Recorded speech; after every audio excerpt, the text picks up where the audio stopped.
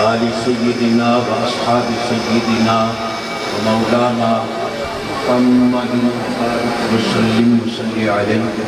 سب پڑھیے الصلاۃ والسلام علیک یا رسول اللہ وعلی آلک و اصحابک یا حبیب اللہ.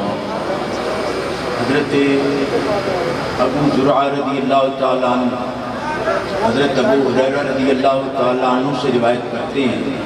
حضرت ابو ہریرہ پاک فرماتے ہیں نبی پاک صلی اللہ علیہ وسلم نے فرمایا دو کلمے ایسے ہیں جو اللہ کو محبوب ہیں اور زبان پر بڑے آسان ہیں، ادائیگی میں کوئی دقت نہیں، لیکن ثقیلتان فی میزان، قیامت والے دن ان کا میزان میں بہت وزن ہوگا.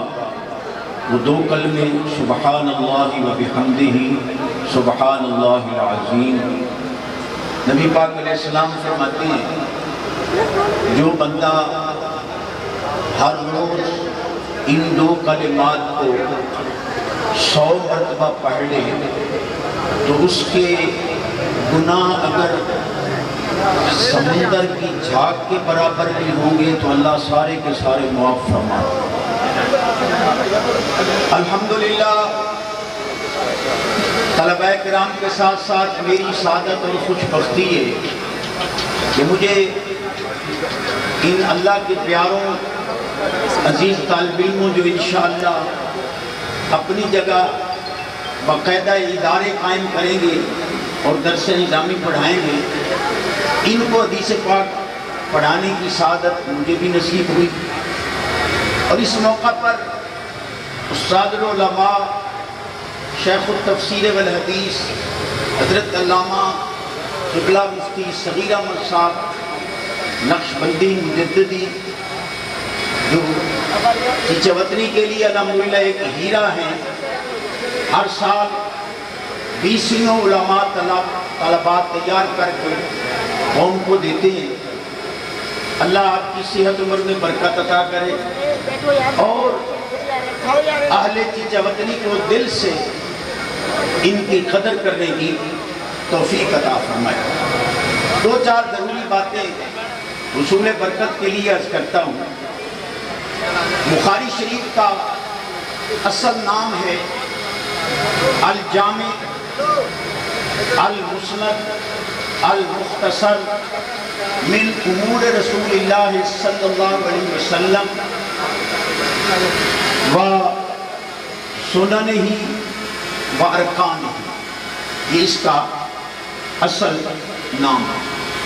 اور یہاں میں بڑے واضح الفاظ میں اہل علم کی موجودگی میں کہتا ہوں کہ بخاری شریف اور سیاستہ پڑھانے کا حق صرف اہل سنت بریلوی کو ہے، کسی اور مکتب فکر کو نہیں. یہ میں نے بہت بڑا دعویٰ کر دیا، اس لیے کہ سیاستہ کے مؤلفین و جامعین و مصنفین یا مجتہد ہیں یا مقلد ہیں. اب ظاہر ہے کہ جو تقلید کو مانتا ہی نہیں ہے بخاری شریف کس منہ سے پڑھائے گا. لہذا اگر پہلے بخاری شریف پڑھانی ہے تو تمہیں کسی امام کا مقلد بننا پڑے گا. دوسری بات یہ ہے کہ حضرت امام بخاری امیر المومنین فی الحدیث ہے. حدیث میں آپ امیر المومنین، اور آپ کو جو احادیث سندن اور متنن صحیح تھی وہ تقریباً 1,00,000 یاد تھی، جن کی سند بھی صحیح تھی، جن کا متن بھی صحیح تھا. اب میرا سوال یہ ہے، طالب علموں کو میں ایک سچا موتی دینا چاہتا ہوں. 1,00,000 احادیث امام بخاری علیہ رحمت کو سندن متنن یاد تھی، اور بخاری شریف میں تکرار کے ساتھ تقریباً 7,200 اور تکرار کو حذف کر دیا جائے تو تقریباً 4,000 احادیث ہیں. اب میرا سوال یہ ہے کہ جو لوگ کہتے ہیں جی صرف بخاری شریف کی حدیث پیش کرو، بخاری شریف کی حدیث پیش کرو، تو بقایا 96,000 احادیث جو امام بخاری کو یاد تھی وہ کہاں؟ لہذا تسلیم کرنا پڑے گا کہ دیگر کتب احادیث میں جو صحیح احادیث پائی جاتی ہیں، مثلا مستدرک ابن حاکم میں، تو یہ اس بات کی دلیل ہے کہ وہ بقایا احادیث ہیں جو امام بخاری علیہ رحمت کو یاد تھیں، جو دیگر کتب احادیث میں موجود ہیں۔ جس طرح امام بخاری کی یہ احادیث تسلیم کی جائیں گی، وہ بھی تسلیم کی جائیں گی جو دیگر کتب احادیث میں موجود ہیں۔ ایک مرتبہ ذرا سبحان اللہ بولیے۔ الحمدللہ امام بخاری علیہ رحمت کا یہ اعزاز ہے کہ آپ عالی سند کے ساتھ تقریباً 22 حدیثیں جو ثلاثیات ہیں وہ بخاری شریف میں لائے ہیں، لیکن امام اعظم امام ابو حنیفہ علیہ رحمت کا یہ کمال ہے کہ امام صاحب کے شاگرد حضرت امام مکی ابراہیم وہ امام بخاری کے استاد ہیں اور امام اعظم کے شاگرد ہیں۔ 11 ثلاثیات ان کی روایت کرتا ہے جو امام اعظم کے صدقے امام بخاری کو عطا ہوئی ہیں۔ لہذا الحمدللہ ثم الحمدللہ ہر جگہ جو فائق مسئلہ نظر آئے گا تو وہ حنفیوں کا اور امام اعظم کا ہی نظر آئے گا۔ شاہ ولی اللہ محدث دہلوی علیہ رحمت فرماتے ہیں مجھے نبی پاک علیہ السلام کا دیدار نصیب ہوا تو میں نے سرکار سے عرض کیا کہ حضور اس وقت سب سے زیادہ جو آپ کی احادیث کے مطابق مسلک ہے وہ کس کا ہے؟ تو نبی پاک علیہ السلام نے فرمایا نعمان بن ثابت میری امت کے امام اعظم کا مسلک سب سے۔ بعض لوگوں کا یہ خیال ہے کہ شاید بخاری شریف میں صرف رفع یدین کی حدیثیں یا فاتحہ خلف الامام کی حدیثیں اور بخاری الحمدللہ ثم الحمدللہ۔ میں واضح الفاظ میں طلباء سے عرض کرنا چاہتا ہوں کہ بخاری شریف میں نبی پاک علیہ السلام کے علم غیب کی بے شمار احادیث ہے، نبی پاک علیہ السلام کے وسیلے کی بے شمار احادیث ہے، دم کرنے کی بے شمار احادیث ہیں، حضور کے حاضر ناظر ہونے کی احادیث۔ برکت کے لیے میں ایک دو پیش کیے دیتا ہوں، اگر آپ سبحان اللہ فرمائیں گے۔ بخاری شریف میں حدیث نمبر 92 نوٹ کیجئے، نبی پاک علیہ السلام نے فرمایا سلونی اما شئتم،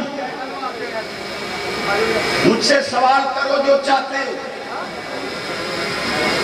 تو ایک شخص کھڑا ہوا عرض کیا حضور من ابی، میرا باپ کون ہے؟ سرکار نے فرمایا ابو کا حذافہ، تیرا باپ حذافہ ہے تو اپنے ہی باپ کا ہے۔ یہ کتنا امیر علم غیب تھا جس کی خبر نبی پاک علیہ السلام نے اسے صحابی کو عطا فرمائی۔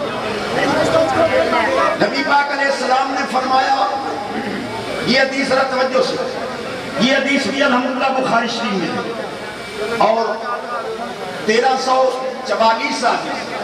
نبی پاک علیہ السلام نے فرمایا انی لانظر الی الحوض، الان میں یہاں کھڑا ہوا حوض کوثر کو دیکھ رہا ہوں، اور فرمایا واللہ ما اخاف علیکم ان تشرکوا من بعدی، میں اللہ کی قسم اٹھا کر کہتا ہوں میرے بعد تم شرک نہیں کر سکتے۔ یہ سرکار کے غیب کی عظیم ترین، بلکہ امام بخاری علیہ رحمت نے تو اس امداد کے بارے میں تو باقاعدہ باب مانگا، باب و منستان، مدد مانگنے کا باب، من الضعفاء والصالحین فی الحرب۔ امام بخاری پاک نے باقاعدہ باب باندھا ہے کہ اللہ کے پیاروں سے جنگ میں مدد مانگنا۔ معلوم ہوا امام بخاری بھی اللہ کے پیاروں سے مدد مانگنے کے قائل تھے۔ ایک مرتبہ سبحان اللہ تو فرما دیں۔ اسی بخاری شریف میں موجود ہے کہ صحابہ کرام سفر فرما رہے، دوران سفر ایک بستی میں تشریف لے گئے، انہوں نے قدر نہ کی۔ صحابہ کرام جب اس بستی سے باہر تشریف لائے تو ان کا ایک وڈیرا بیمار ہو گیا، تو وہ آپ کے پاس آئے، صحابہ کے پاس، کہ مہربانی کریں ان کو دم کریں۔ تو صحابہ کرام نے فرمایا ہم دم ضرور کرتے ہیں پر 30 بکریاں موک میں لیں گے، تعویذ دم کی موک لیں گے، نذرانہ لیں گے، ان کا دیں گے۔ ہم شریف پڑھ کے دم کیا، 30 بکریاں لی، نبی پاک علیہ السلام کی خدمت میں آئے، عرض کیا حضور ہم نے دم کیا ہے اور اس پر یہ بکریاں لی ہیں۔ تو سرکار نے باقاعدہ مہر لگا دی، فرمایا اس میں سے میرا حصہ بھی نکالو۔ سرکار محتاج نہیں تھے لیکن اوپر مہر لگا دی کہ دم کرنا بھی جائز ہے، دم پر نذرانہ لینا بھی۔ یہ بھی بخاری شریف میں دی۔ اور یاد رکھیے گا فاتحہ خلف الامام کے بارے میں حضرت مفتی جامع یار خان صاحب نعیمی رحمۃ اللہ تعالیٰ علیہ کے ایک مولوی سے مناظرہ ہوا، تو اس نے کہا جی یہ جو آپ حدیث پڑھتے ہیں نا کہ من کان لہ امام فقراۃ الامام لہ قراۃ، کہ امام کی قرات ہی مقتدی کی قرات ہے۔ کہ لگا اس میں ایک راوی ہے جس کا نام ہے ابراہیم جوہانی، وہ ضعیف ہے۔ مفتی صاحب قبلہ نے فرمایا ذرا عقل کے ناخن لو، جب امام اعظم نے اس حدیث کو صحابہ سے روایت کیا تھا تو اس وقت ابراہیم جوہانی تو اپنے باپ کی پشت میں بھی ابھی نہیں آیا تھا، امام صاحب نے تو صحابی سے اس کو نقل کیا ہے۔ ضعیف ہوئی ہے تو تم تک پہنچتے ہوئے حدیثیں جب امام اعظم نے استدلال کیا ہے تو اس وقت اس میں ضعف نہیں تھا، اس لیے کہ امام اعظم نے صحابہ سے اس کو روایت کیا۔ اور پھر مزے کی بات یہ ہے کہ سرکار نے جب روک دیا کہ رفع یدین نہیں کرنی، مسلم شریف باب التشہد میں حدیث موجود ہے کہ نبی پاک علیہ السلام نے فرمایا مالی اراکم رافعی ایدیکم کانہا، آپ کی توجہ میری طرف ہونی چاہیے، میں حدیث پڑھ رہا ہوں، طلبہ کرام کی حضور کے غلاموں کی خدمت تو میں کر رہا ہوں، آپ کو بھی کچھ نہ کچھ میں دینا چاہتا ہوں۔ نبی پاک علیہ السلام نے فرمایا تمہیں کیا ہو گیا کہ میں تمہیں دیکھ رہا ہوں کہ تم سرکش گھوڑوں کی طرح، جس طرح سرکش گھوڑے دم ملاتے ہیں تم اس طرح ہاتھ اٹھا رہے ہو، اسکن فی الصلاۃ، سکون کے ساتھ نماز پڑھو، گھوڑوں کی دم ہلانے جیسی نماز نہ کرو، پڑھو، رفع یدین چھوڑ دو، میں نے منع کر دیا ہے، سکون کے ساتھ نماز پڑھو۔ معلوم ہوا جب سرکار کا قول آ گیا ہے تو سرکار کے فرمان پر عمل کیا جائے۔ اور پھر مزے کی بات یہ ہے کہ جو لوگ رفع یدین کے قائل ہیں، اس بات کو ذرا توجہ سے سنیے گا، آج تک وہ فیصلہ نہیں کر سکے کہ یہ کس درجے میں ہے رفع یدین۔ مثلا ابن قیم کہتے ہیں کہ رفع یدین مباح ہے، نور حسین گرجا گری وہ کہتا ہے کہ یہ سنت متواترہ ہے، علی محمد سعیدی اور وحید الزمان یہ کہتے ہیں یہ رفع یدین مستحب ہے، اور ابراہیم اسماعیل دہلوی وہ یہ کہتا ہے کہ رفع یدین سنت مؤکدہ ہے، نور حسین کہتا ہے رفع یدین سنت متواتر ہے، فیصلہ ہی نہیں کر سکے۔ سیال کوٹی کہتا ہے صادق کہ رفع یدین کرنے سے نماز میں کمی آتی ہے، بعض ان کے علماء کہتے ہیں رفع یدین کرنا نہ کرنا دونوں مباح ہیں، کوئی مباح کا قائل ہے، کوئی متواترہ کا قائل ہے، کوئی اس کے موقدہ ہونے کا قائل ہے، کوئی غیر موقدہ ہونے کا قائل ہے، ذرا گھر میں فیصلہ تک کرو یہ کس درجے میں ہے۔ اور پھر مزے کی بات یہ ہے کہ یہ لوگ صرف رکوع میں جانے کے بعد اور رکوع سے اٹھنے کے بعد رفع یدین کرتے ہیں، جبکہ نبی پاک علیہ السلام سے سجدے سے سر اٹھانے کے بعد بھی رفع یدین ثابت ہے۔ اور پھر ہم سنیوں کا ان سے قیامت تک کے لیے مطالبہ ہے، کسی میں ہمت ہے تو جواب دے دے کہ بخاری شریف یا سیاستہ سے کوئی ایک حدیث سے صحیح یا مرفوعہ تو ثابت کرو کہ جس میں ثابت ہو کہ حضور نے ہمیشہ رفع یدین کیا ہے۔ سنیوں کا مطالبہ ہے، ایک تو فیصلہ نہیں کر سکے کہ رفع یدین کس درجے میں ہے، دوسرا یہ نہیں بتا سکے کہ صحیح حدیث سے یہ ثابت ہے، مرفوع حدیث آج تک نہ پیش کر سکے ہیں نہ کر سکیں گے۔ بلکہ میں نے تو یہاں تک پڑھا کہ نبی پاک علیہ السلام سے پوچھا گیا کہ حضور قیامت والے دن اگر آپ کو ملنا چاہیں تو آپ کی زیارت کہاں ہوگی؟ نبی پاک علیہ السلام نے فرمایا عند علم ابی حنیفہ، میرے غلام نعمان بن ثابت حضرت ابو حنیفہ کا جہاں جھنڈا لگا ہوگا میں محمد پاک وہاں کھڑا ہوں۔ آپ ذرا سبحان اللہ کہیں گے تو میں یہ آخری بات کروں گا، ذرا بلند آواز سے سبحان اللہ۔ مجھے کہنے لگا چشتی صاحب امام اعظم کو 7 احادیث صرف یاد تھی۔ میں نے کہا پھر امام اعظم تو بڑے کمال کے فقیہ ہیں۔ کہنے لگا کیا؟ میں نے کہا امام اعظم پاک نے قرآن و حدیث سے 5 لاکھ مسائل نکال کر حضور کی امت کو دیے ہیں، تو جو 7 حدیثوں سے 5 لاکھ مسائل نکالے اس جیسا محدث اور کون سوچا؟ سبحان اللہ تو کہیے۔ آخری بات جو بڑی ضروری ہے، تفسیر خازن کے حوالے سے عرض کر رہا ہوں، سبحان اللہ کہو گے تو میں پیش کروں۔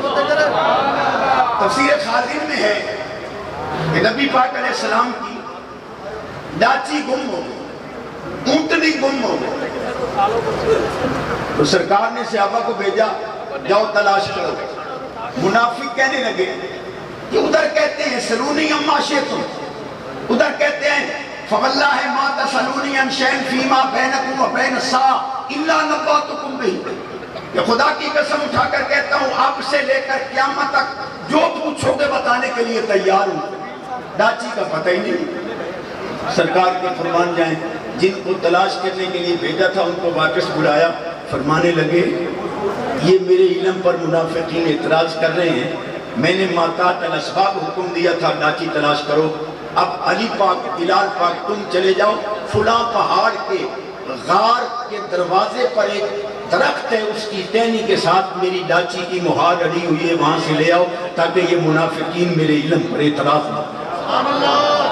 اور اگلی بات بڑی عظیم ہے جو پلے باندھنے کی، اور اس کو دل میں جگہ دو۔ کوئی دوسرے مسلک کا دوست ہے تو ذرا زیادہ اس کو جگہ دے دل میں۔ اللہ تعالیٰ نے قرآن کی آیت اتار دی۔ جب ان منافقین سے پوچھا گیا کہ تم نے حضور کے علم پر اعتراض کیوں کیا، حضور نے تو ڈاچی کا علم دے دی، بتا دیا فلاں جگہ، تو تم نے اعتراض کیا؟ لگی جی ہم مذاق کر رہے تھے، کوئی سچی مچی تھوڑا کہہ رہے تھے، ہم تو مذاق کر رہے تھے۔ اللہ نے قرآن اتار دی، قل اباللہ وآیاتہ ورسلہ کنتم تستہزئون، کیا تم اللہ اور اس کے رسول سے ماننا مذاق کرتے ہو؟